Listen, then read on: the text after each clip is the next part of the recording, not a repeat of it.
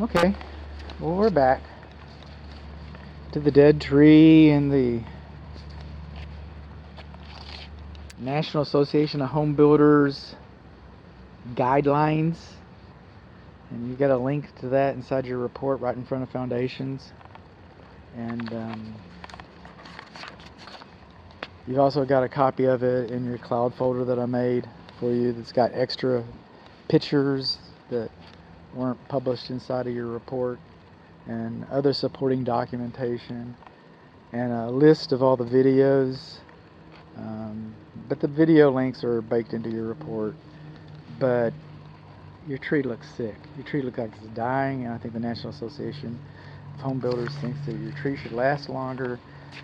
Tree shouldn't be closer. I'm happy about it because the tree shouldn't be closer than 20 feet to 25 feet, excuse me, to the slab foundation to allow for root growth and branch growth, and roots will absorb. But anyway, I could talk about all the negative impacts that a tree would have in your yard, but I'm looking around and I'm seeing retaining walls, I'm seeing landscaping, I'm seeing fountains, I'm seeing that you probably have a homeowners association. And they probably, since I'm seeing a tree in front of every single house up and down the street, I'm seeing that it's probably required. Moving it is probably not an option. And I'll go one step further.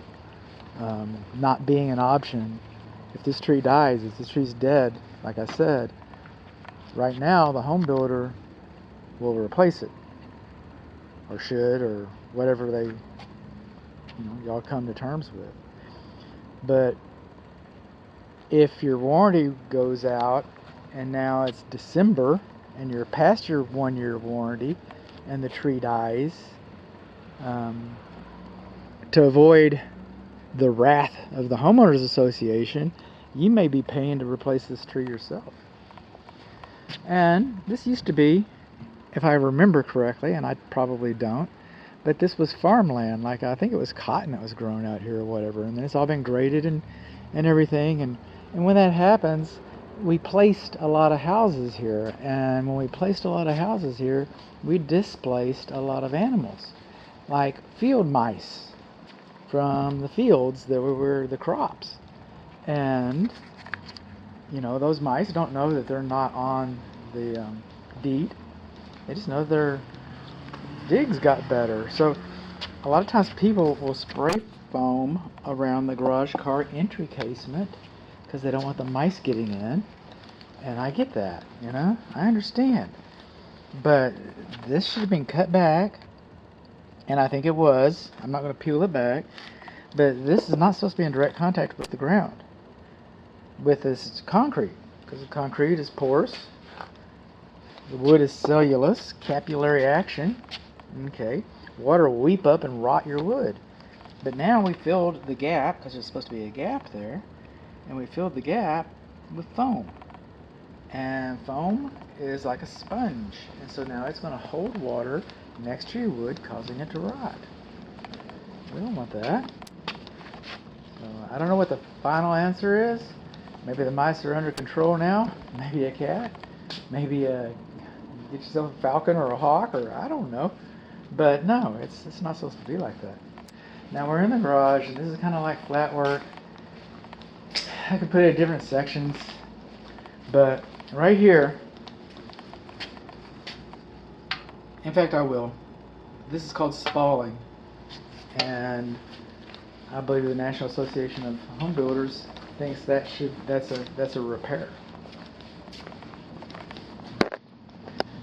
Okay, moving on.